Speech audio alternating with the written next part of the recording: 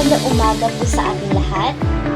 Ako nga po pala si Rowena J. Sabandal, ang mag-aaral ng BS Philippine Grade 2. Narito ang aking sawisay, batay sa dalawang katanungan. Una, bakit mahalaga ang epektibong pragmatics ng komunikasyon?